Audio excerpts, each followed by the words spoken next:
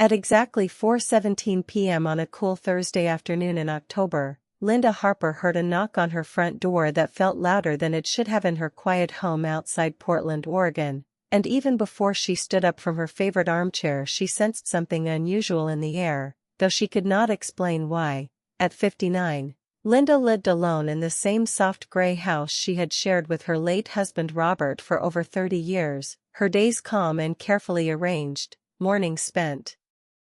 with coffee and crossword puzzles, afternoons tending to the small rose garden Robert had planted decades ago, evenings filled with old movies and gentle phone calls to her daughter Megan, who now lived in Vancouver, Canada, and although she told everyone she was content, there were moments when the silence felt heavy, when the ticking clock sounded too loud, when she wondered if the rest of her life would simply be a long stretch of polite quiet. So when the knock came again, firm but patient, she smoothed her sweater, walked down the hallway, and opened the door to find a young delivery man standing there with a package held carefully in his hands. He looked about 25, tall, neat, with kind blue eyes and a respectful smile that reached them, and his name tag read Ethan, and when he spoke his voice was warm and steady as he said, "Package for Linda Harper," like he had said her name 100 times before, yet somehow it sounded new. And she nodded, suddenly aware of her own heartbeat, and took the small digital pad from him to sign, and when their fingers brushed by accident, it was the smallest touch, barely a second, but it startled her in a way she had not felt in years, not because it was romantic or dramatic, but because it reminded her she was still present, still alive, still a woman with feelings beneath the layers of routine and responsibility. She handed the device back, thanked him politely, and he gave a small nod and said, "Have a good afternoon, ma'am," and though the word should have made her feel older, it did not sting, instead it carried respect, and as he turned to walk down the porch steps she noticed the careful way he moved, not rushed, not careless, and she found herself watching longer than necessary before gently closing the door. Inside, the house felt different, the same furniture, the same framed photos of family vacations in Seattle and Toronto, the same soft light coming through the curtains, yet something inside her had shifted, and she stood still in the hallway holding the unopened package, asking herself why a simple delivery had unsettled her so deeply. She told herself it was nothing, just surprise at seeing a new face, just the break in her quiet schedule, but when she walked to the kitchen and placed the box on the counter, she realized her hands were slightly trembling, and that realization embarrassed her, because she was practical, sensible, a retired school administrator who had handled budgets, parent meetings, and life's hardest days with calm strength, and yet a brief meeting at her front door had made her feel uncertain in a way she could not name. She tried to distract herself by making tea, focusing on the familiar steps, boil water, choose the chamomile, pour slowly, but her thoughts drifted back to his eyes, to the way he had looked directly at her when speaking, not past her, not hurried, and it had been a long time since someone new had looked at her like that, as if she mattered in that moment. After Robert passed away from a sudden illness 7 years earlier, many people had come and gone with sympathy and kind words, but over time those visits faded, and Linda had built a safe routine around herself, convincing her heart that it was better not to expect anything unexpected, and yet now she felt a quiet flutter in her chest that she had not invited. She carried her tea to the living room and sat down, but instead of turning on the television she found herself replaying the scene, wondering about his life, about why he chose delivery work, about whether he liked the town or dreamed of leaving it, and she quickly scolded herself for letting her imagination wander, reminding herself that he was young, probably with a busy social life, and she was simply a stop on his route, yet the thought did not fully settle her. Outside, she heard the faint sound of the delivery truck starting, and without thinking she stepped closer to the window, just in time to see it pull away from the curb, and she watched until it turned the corner and disappeared, and when it was gone the quiet returned, but it no longer felt the same as before. It felt like the quiet after something begins rather than something ends. Linda finally opened the package. It was a set of books she had ordered weeks ago, But even as she held them, she knew the real story of the afternoon was not inside the box, it was in the brief connection at her door. In the sudden awareness that her heart had not closed as completely as she believed, as evening approached and the sky over Oregon turned soft pink, she walked into her garden and touched one of the fading roses, remembering how Robert used to tease her about caring for them like children, and for the first time in years she allowed herself to consider a small, almost daring thought. Maybe life still had surprises waiting, maybe routine was not the final chapter. Maybe the knock at 4:17 p.m. was not just a delivery but a reminder. She did not know what it meant, she did not plan anything, she did not create a fantasy, but as she locked her door that night and prepared for bed, she felt something quietly awaken inside her, something gentle yet powerful, and she realized that the most shocking part of the afternoon was not the young delivery man himself, but the simple truth that at 59, after loss and years of careful living, her heart could still skip a beat at the sound of a knock. The deliveries did not stop after that October afternoon. In fact, they seemed to come more often, or maybe Linda simply noticed them more, and each time the familiar truck turned onto her quiet street outside Portland, her heart reacted before her mind could calm it down, and she would pause whatever she was doing, watering roses, folding laundry, reading near the window, and glance at the clock, almost always close to the same late afternoon hour. And when the knock came, she would walk to the door with a steady face even if her pulse was quick, and there he would be, Ethan, polite as always, holding a box or padded envelope, offering that warm, respectful smile that felt genuine instead of practiced. At first their conversation stayed simple, just short exchanges about the weather turning colder, about the early rain that year, about the bright orange leaves falling too quickly, but even in those small talks there was something easy between them, something natural. And Linda noticed that he did not rush away the second she signed, he lingered just a moment longer, as if the quiet porch offered him a break from his long route. One afternoon, as gray clouds hung low and the wind moved sharply through her street, he glanced at her garden and said, "Your roses still look strong," and she laughed softly and told him they were stubborn, just like the man who planted them, and without planning to she mentioned Robert, explaining how her husband had loved digging in the dirt more than watching television, and she expected the usual polite nod people gave when they heard about a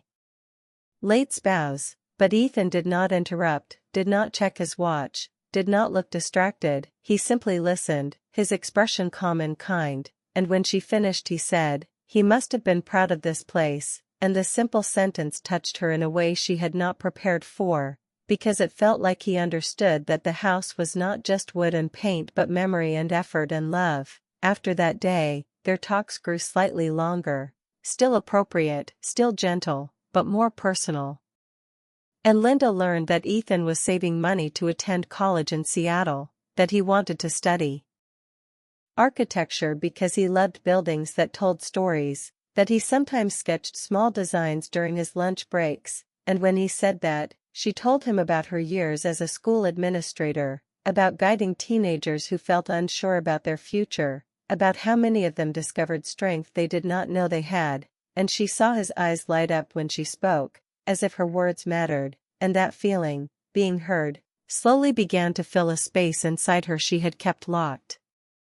She found herself preparing before his usual arrival time, changing into a soft blue sweater instead of her old house cardigan, brushing her hair more carefully, even adding a light touch of lipstick she had not used in months, and she would shake her head at her reflection, half amused, half embarrassed, telling herself she was only being polite, only wanting to look presentable, but deep down she knew she looked forward to those few minutes on the porch more than she admitted. The town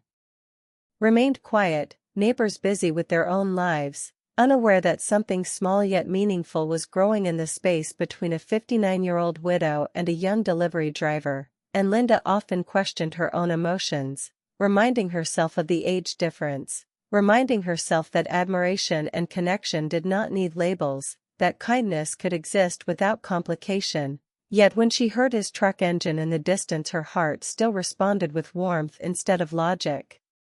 One particularly rainy afternoon, when the sky seemed heavy and the wind pushed sharply against her door, Ethan stood on the porch shaking droplets from his jacket, and she felt an unexpected wave of concern and said, "You must be freezing," and he laughed lightly and replied, "It's part of the job," but there was fatigue in his voice, and she sensed that beneath his steady smile he carried worries of his own, and before she could overthink it she handed him a small paper bag with a wrapped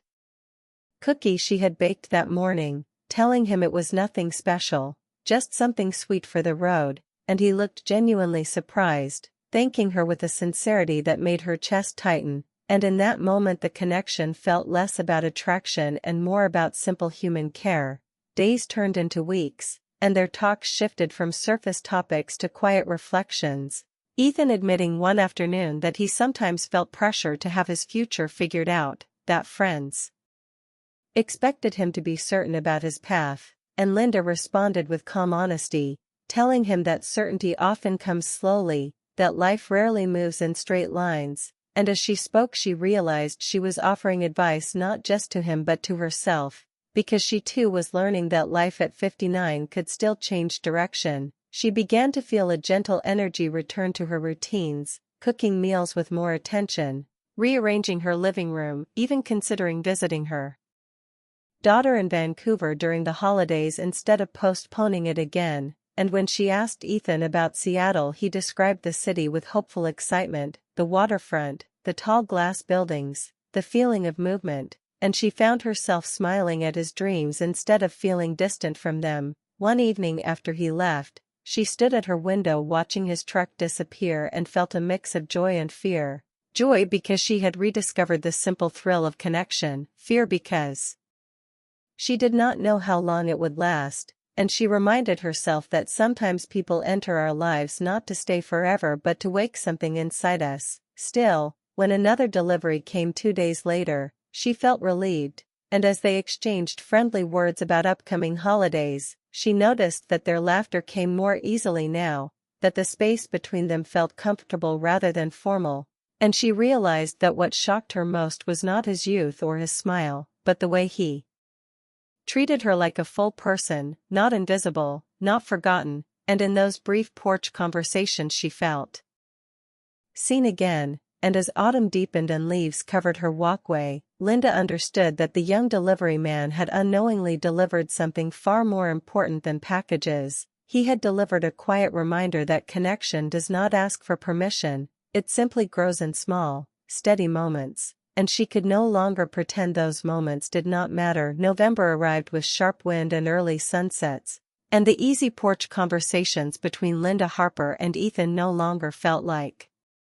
small accidents of timing but like quiet meetings both of them expected, though neither said it aloud. Linda noticed the cold in his hands one afternoon when he passed her a package, his fingers red from the air, and without thinking too long she heard herself say, "Would you like to come in for a few minutes and warm up?" And there was a brief pause where the world seemed to hold its breath, but his answer was simple and respectful. "If you're sure it's okay, ma'am," and she stepped aside, suddenly aware that this was the first time he had crossed the doorway of her home. Inside, the house felt different, as if it too sensed something important was happening, and she guided him to the kitchen where the scent of fresh pumpkin bread filled the air, something she baked every November out of habit more than celebration, and she cut 2 slices, placing them on small white plates while her heart beat fast but steady, reminding herself that this was only kindness, only hospitality. Nothing improper, just 2 people sharing warmth on a cold day. They sat at her small wooden table, steam rising from their coffee cups, and for a moment there was silence, not awkward but thoughtful, and Ethan looked around at the framed photos on the wall, pictures of Linda and her late husband Robert during trips to Seattle, snapshots of her daughter Megan smiling near the harbor in Vancouver, and he said quietly, "You've lived a full life," and she smiled at the words, not offended by the hint of years, but touched by the respect in his voice. The conversation moved quickly after that, deeper than before, Ethan speaking about his college acceptance letter that had arrived days earlier, his excitement mixed with fear about moving to Seattle, leaving behind what was familiar, stepping into a future he had dreamed about but never truly faced, and Linda listened closely, recognizing the look in his eyes. The mixture of hope and doubt she had seen in so many students during her career, and she told him in simple, honest words that fear often walks beside growth, that big changes rarely feel comfortable at first, and as she spoke she realized she was not just advising him but also confronting her own quiet fears about aging, about being alone, about letting life surprise her again. Ethan admitted he sometimes felt unseen in his busy world, just another delivery driver on a long list of names, and then he looked directly at her and said, "When I'm here, it feels calm." And the sentence landed softly but powerfully, because Linda had not known how much she needed to hear that her presence could still offer comfort to someone. She felt a sudden wave of emotion, not dramatic, not overwhelming, but steady and warm, like sunlight through a window. And in that moment she understood that what connected them was not age or circumstance but the simple exchange of listening and being heard. The hours moved faster than she expected, and when he finally stood to leave, apologizing for staying longer than planned, she assured him it had been no trouble at all, though inside she wished time would slow, and at the door he hesitated, as if holding back words, but instead he gave a sincere smile and thanked her for the bread, for the advice, for the conversation, and after he stepped out into the cold she closed the door gently and leaned against it, letting out a breath she did not realize she had been holding. That evening the house felt alive rather than empty. Every room carrying the echo of laughter and shared stories, yet alongside the warmth came a sharp awareness that change was approaching, because college acceptance meant departure, and departure meant distance, and Linda sat in her living room staring at the soft glow of the lamp, telling herself that this connection had always been temporary, that it was a season like autumn leaves, beautiful but brief. Days later, when Ethan arrived again, he was not carrying a package but a small envelope, and his expression held both pride and sadness as he told her he would no longer be on this delivery route, that he would be moving to Seattle sooner than expected to prepare for classes, and though she had anticipated this news, hearing it spoken made her chest tighten, yet she kept her voice calm and congratulated him with genuine happiness, because she would never let her own feelings limit his future. He handed her the envelope and explained it was a note he had written, something he wanted her to have before he left, and she accepted it carefully, their eyes meeting in a quiet understanding that words could not fully explain. And when he walked down the steps for what might be the last time, she watched again from the window, but this time with tears she did not hide from herself. Later that night she opened the envelope and read his neat handwriting, thanking her for reminding him that kindness still exists, that conversations matter, that age does not define connection, and at the bottom he had written his phone number with a simple line, "If you ever visit Seattle, coffee is on me." And Linda sat back in her chair feeling both the ache of goodbye and the thrill of possibility, realizing that the true shock was not falling for a fantasy or chasing youth but discovering that her heart could open without fear, that at 59 she could still inspire and be inspired, still feel the spark of meaningful companionship. And as November wind moved through her quiet street, she understood that some people arrive in our lives not to disrupt them but to awaken them. And whether Ethan remained a memory or became part of her next chapter, she would never again doubt that her story was still unfolding. The house felt too quiet after Ethan left for Seattle, yet this time the silence did not crush Linda Harper the way it once had. Instead, it carried a soft echo of something awakened, and in the days that followed she moved through her routine with a different kind of energy, replaying his final smile, rereading his handwritten note, tracing the simple line where he had written his phone number and the words, "Coffee is on me." And though she told herself she would not rush into anything foolish, she could not deny that her heart felt lighter than it had in years. Winter settled over Oregon quickly, bringing sharp mornings and pale skies, and Linda found herself thinking not about loss but about possibility, about how strange it was that a young delivery driver had reminded her she was still capable of connection, still capable of